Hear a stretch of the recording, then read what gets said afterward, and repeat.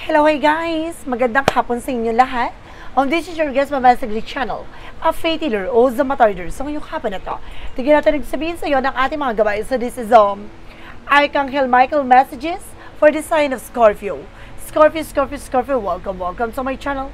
Ano kayong messages, advices, and spirit guides ang ating masasaga for today's video? Kanina kayang energy or kaganapan sa buhay ng mga Scorpio signs ang ating mga gilaw. So guys, this reading is a general reading naman at makaka-resonate.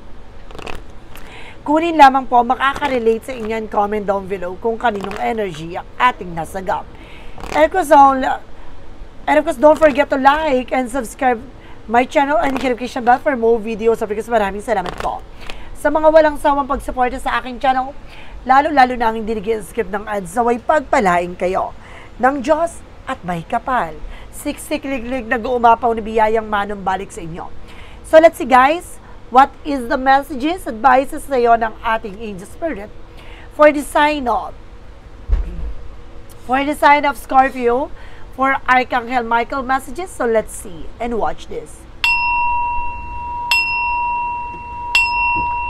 Ano kaya kaganapan sa buhay ng mga Scorpio signs ang ating mga gilap? Archangel Michael messages, give me an information po. Okay, so this is something you can spend more time outdoor. No, kailangan mo dito guys ng magpahinga. No, kailangan mo rin ng unwind. No, masyado ka na nai-stress dyan sa mundo mo. No, this situation is already resolved. Some of you guys na na-solution na, natapos na yung mga pinagdadaanan nyo. And because there's something guys with your home is protected by angels. No, protektado daw ng ating mga gabay ang inyong tahanan. And sense of humor, no, lagi nyo titignan yung both side of situation. No, kailangan always being optimistic and being positive. And honor and trust your feelings. Lagi ka makikinig sa gut feeling mo. No? Lagi mong pakikinggan ang nararamdaman mo dahil hindi ka ililigaw nito. At the same time, this is something a new beginning and fresh start. No, magkakaroon ka ng bagong simula at panibagong pag-asa. No? So, let's see, paano natin siya ipapaliwanag? Paano natin siya hihimay-himayin? No? At i-elaborate sa inyo. Let's see, what is additional messages with an angel spirit guides? So, there's something guys with the Queen of Wands, by confident. Lakasan mo ang loob mo, maging matapang ka. No, alisin mo yung pag-alilangan mo, alisin mo yung pagdadalawang isip mo. No, so let's see what is additional messages. And because there's something, the word card represents travel. Maaaring makakapag-travel ka dito. International, local. No, maaaring babaguhin yung mundo mo dito. No, there's something guys with the 9 of Cups. No, there's a wish fulfillment. Matutupad yung mga pangarap mo. And there's a Knight of Swords. There's something anxiety, sleepless nights. No, iwasan mo mag-overthink. No, iwasan mo mag-isip ng kung ano-ano. No, na masyado nang mabigat na yung utak mo. Marami ng bagahing dala-dala. Marami ka kasing gusto mangyari. You are also multitasking. No? Marami kang bagay na gusto mangyari. No? And there's an 8 of Wands. So there's a fast communication, fast movement. No, bibilis na takbo ng sitwasyon mo. Some of you, makakatanggap ka ng messages, phone calls. And of course, there's a lot of transactions. And there's something guys with a trouble. May tatawag, may magme-message sa'yo. There's an Ace of Wands, something, a new project. New plans. Sabi sabihin dito may mga bagong proyekto ka. No? Or mga bagong plano na gusto mong mangyari. So, let's see. What is additional messages? With an angel spirit. Oh my God, nalaglagan. Just wait for a while, guys.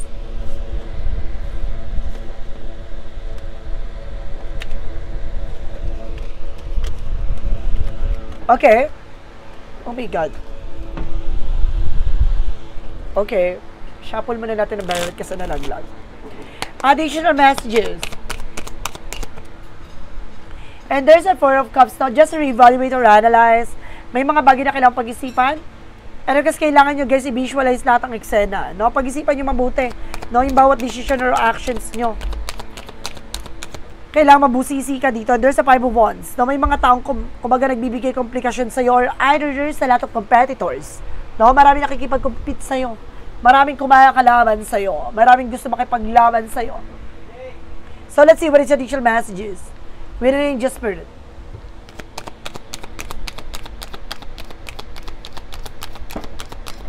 And there's a 5 of swords with the self-sabotage. Nagkakaroon ng self-sabotage, that's because of your action. Now, just being aware, guys, sa lahat ng mga bagay na ginagawa nyo. Dahil lahat ng mga bagay ito, maaaring maging malaki ang impact sa inyo. And there's a 6 of Wands where a victory is yours. Maaaring magtatagumpay ka na. No, maaaring magdala sa ito ng something success, accomplishment, a victory. And there's a Hermit card, spiritual enlightenment. May mga bagay na magliliwanag sa'yo about sa spirituality. No, lahat ng mga bagay nito matutuklasan mo, lahat ng mga bagay nito malalaman mo. No, lahat ng mga bagay nito ipapahayag sa'yo. No? Kailangan mo pagdaanan to, kailangan mo matutunan to. And there's a 10 of Pentacles. Na magkakaroon ka ng long-term success and long-term investment or financial security. No? So, let's see what is additional messages. No? At sinasabi dito ni Archangel Michael na baguhin mo na yung perspective mo. Baguhin mo na yung mindset mo or pananaw mo sa buhay. No? Dahil may mga bagay dyan na nagbibigay komplikasyon sa'yo. There's a 6 of Pentacles, maging balanse ka. No, there's something give and take.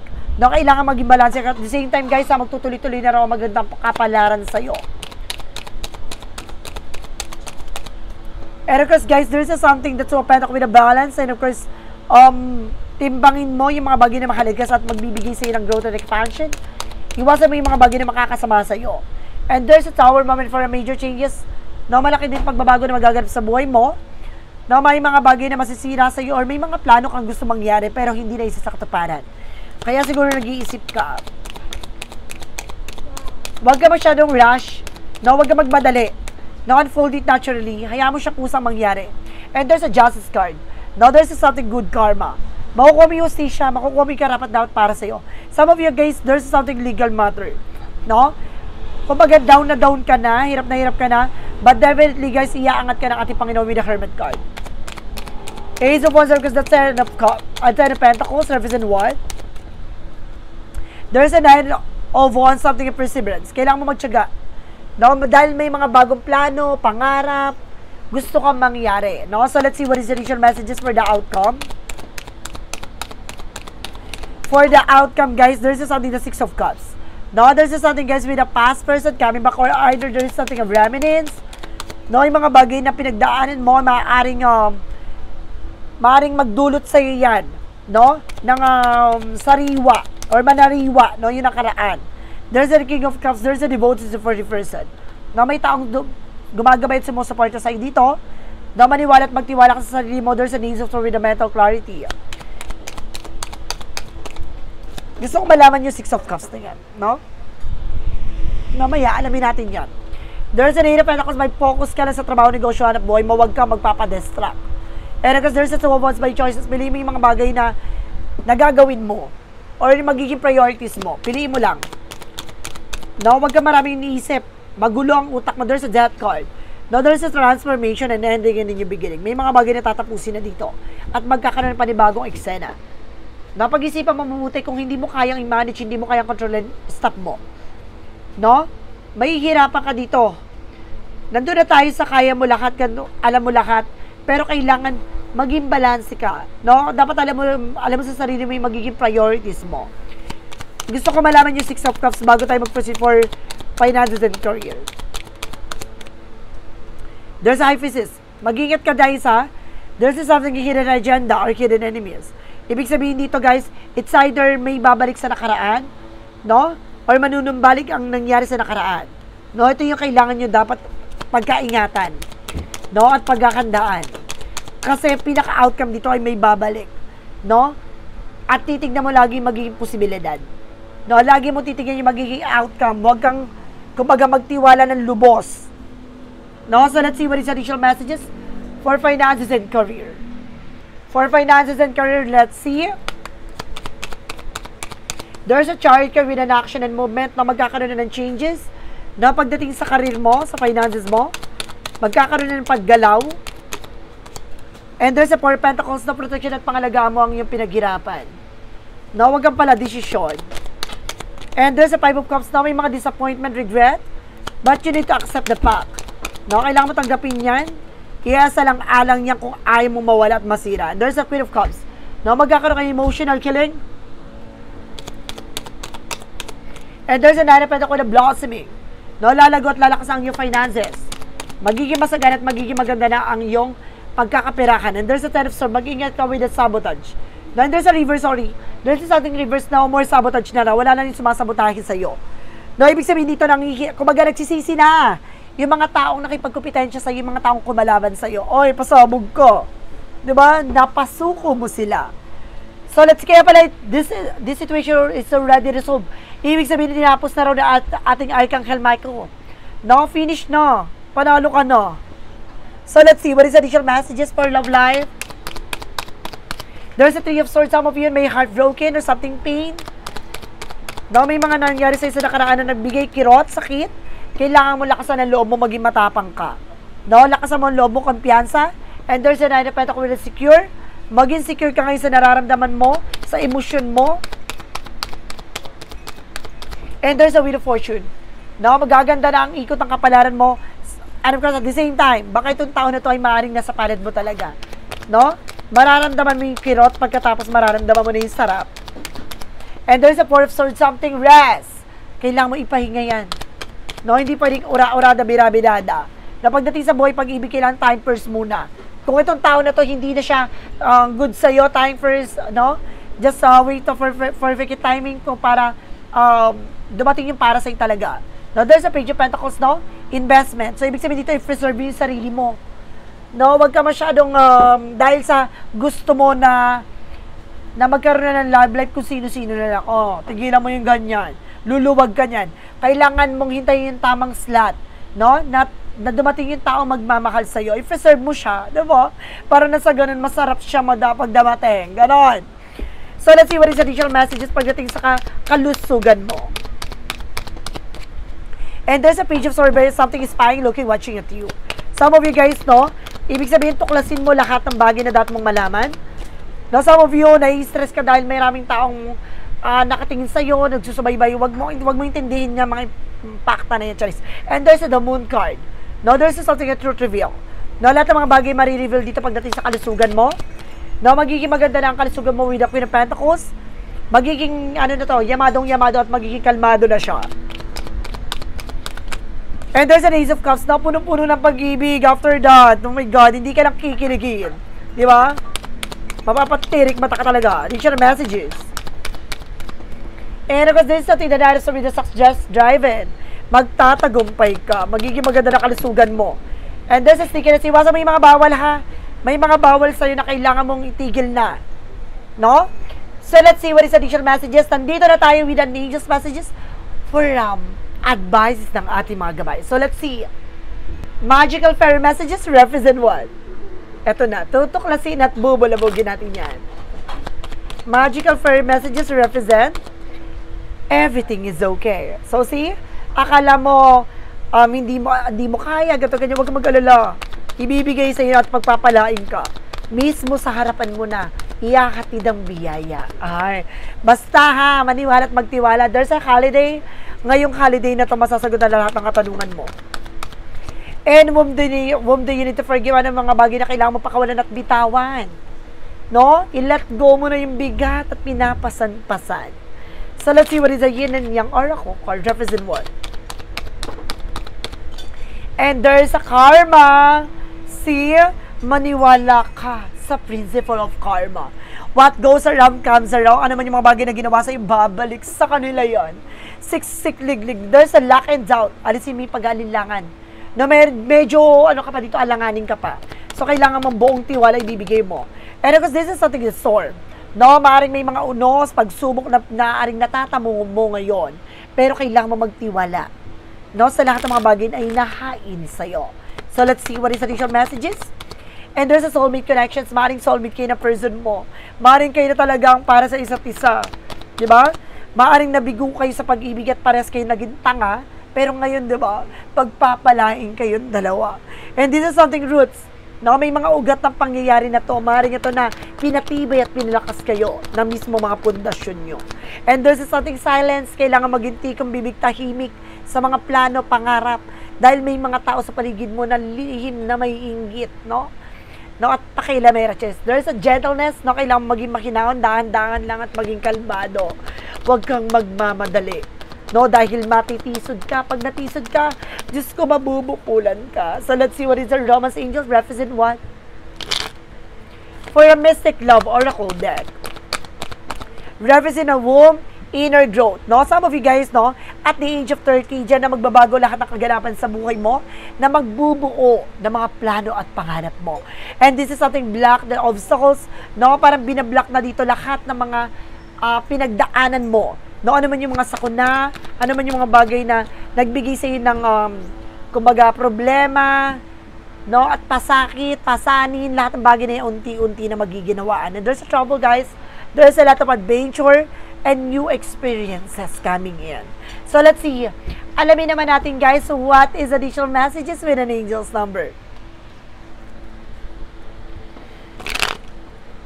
Angel's number represent there's an 111 by intuition. So, maaaring pinapatalas at pinapalakas ang iyong vibrations at ang iyong isipan at yung mga nakikita mo. Oh, it's time to implement long cherished ideas. You are on the right track towards making your dreams and vision into reality. The right people, circumstances, and resources are being sent your way. Happiness and new opportunities are at hand.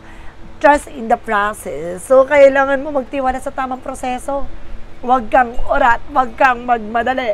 Dahil ibibigay sa ito ang gantimpalang pagpapala ng ating Panginoon. So let's see, what is the money matter represent what? Money matter represent a transformation. No, pagdating sa pagkakaperahan mo, malaking pagbabago, no, ang magaganap sa buhay mo. Don't be afraid of the unknown. Huwag kang matakot sa hindi ka sigurado. No, matakot ka sa mga bagay na kinakaharap mo.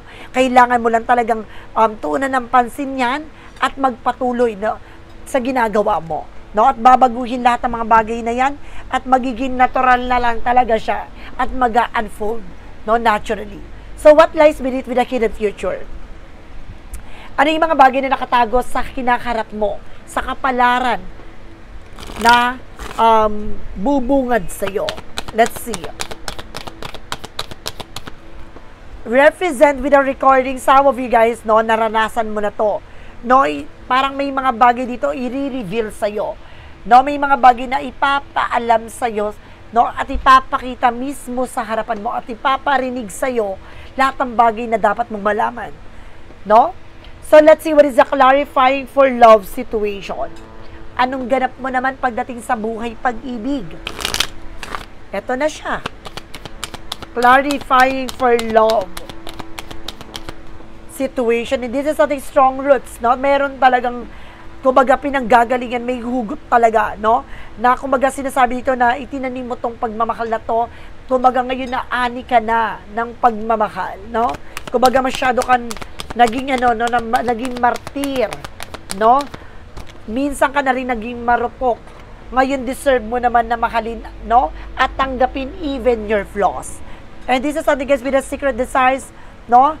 Kumbaga, itong pag-ibig na to, maaaring naguguluhan ka kung deserve mo na ba to, ito na ba yun?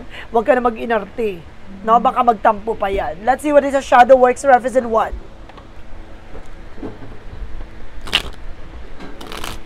The shadow works represent find wholeness, acceptance. No, inner peace. Natanggapin mo sa sarili mo lahat ng katotohanan na dapat mong malaman at the same time yung mga bagay na nangyari sa kasalukuyan. No, wag ka na mag-inarte. Nasa harapan mo ng katotohanan talaga. No, what is the path of the light? Represent what? Represent with the surrender. Diba? Pakawalan. Hayaan. No, ang ating Panginoon ang pagkaloob sa iyo kung karapat dapat ba to sa iyo. Surrender, control, and allow life to flow with ease. I trust that everything is unfolding is a perfect harmony through surrender. I find peace releasing the needs to control every outcome, embracing the flow of divine guidance. So see, kumbaga pinapakawalan mo na, no, binibitawan mo na, hinahayaan mo na ang ating Panginoon na magbigay sa'yo kung karapat dapat ba to talaga sa'yo. Ganon. So, let's see what is a yes or no pick a card represent what? So, guys, ito na yung yes or no pick a card. Mag-isip ka na ng questions mo. So, we have a 1, 2, 3 answers. No? The record sa kung ano yung unang bumagsak na baraha, ibig sabihin na yun ang unang kasagutan with a number 1. Ang pangalawang bumagsak, ibig sabihin na yun yung number 2. Ang pangatlo is number 3. So, mag-isip ka na.